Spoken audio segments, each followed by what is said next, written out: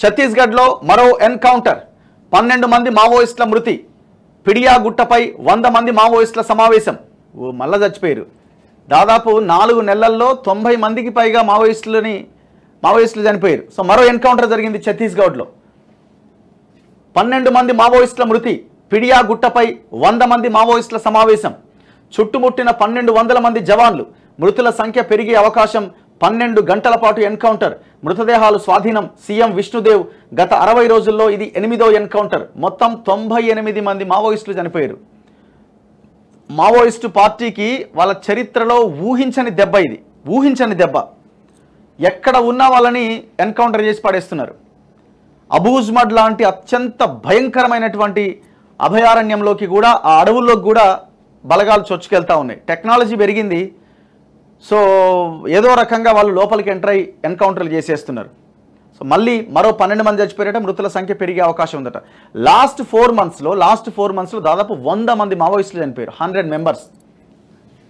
ఇది మామూలు విషయం కాదు. మావోయిస్టు పార్టీకి ఊహించని దెబ్బ. ఇక్కడ ఉంది.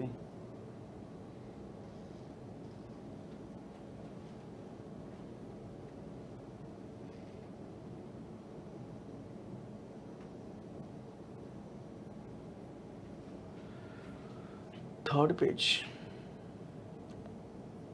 ఇగో, లోక్సభ ఎన్నికల వేళ మావోయిస్టులకు మరో గట్టి ఎదురుదెబ్బ తగిలింది. దండకారణ్యంలో మరో భారీ ఎన్కౌంటర్ జరిగింది. ఛత్తీస్గఢ్లోని బీజాపూర్ జిల్లా పడియాగుట్టల్లో కేంద్ర బలగాలు మావోయిస్టులకు జరిగిన కాల్పుల్లో 12 మంది మావోయిస్టులు చనిపోయారు. సుదీర్ఘంగా కాల్పులు జరగడంతో మృతుల సంఖ్య పెరిగే అవకాశం ఉందని తెలుస్తోంది.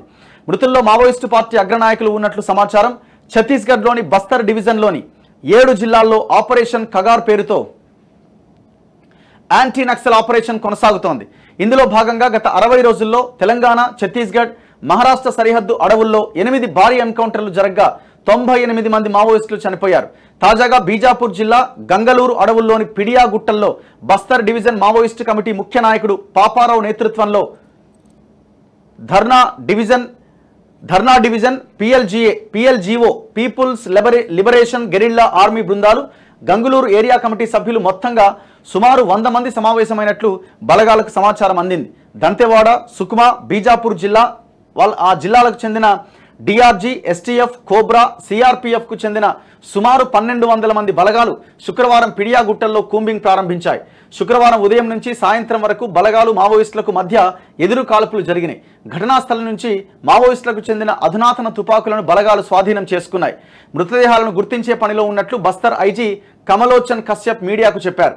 ఎదురు కాల్పుల ఘటనలో 2 జవాన్లకు గాయాలైనట్లు, వారి పరిస్థితి ఆందోళనకరంగా ఉన్నట్టు తెలుస్తోంది.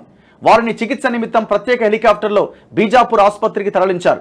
ఈ ఎన్కౌంటర్ 12 గంటల పాటు జరిగిందని, ఘటనా స్థలం నుంచి మావోయిస్టుల మృతదేహాలను, పేలుడు పదార్థాలను బలగాలు స్వాధీనం చేసుకున్నాయని ఛత్తీస్గఢ్ ముఖ్యమంత్రి విష్ణుదేవ్ తెలిపారు. బస్తర్ డివిజన్లోని దంతెవాడ, సుకుమా, బీజాపూర్ జిల్లాల్లో గత 60 రోజుల్లో ఇప్పటిదాకా 95 మంది మావోయిస్టులు లొంగిపోయారు. ఇప్పటిదాకా మావోయిస్టు పార్టీ వరుస ఎన్కౌంటర్లలో పార్టీ ముఖ్య నాయకులను, కమాండర్లను పార్టీ కోల్పోయింది. 25 లక్షల నుంచి 1 లక్ష రివార్డున్న పలువురు నాయకులు చనిపోయారు.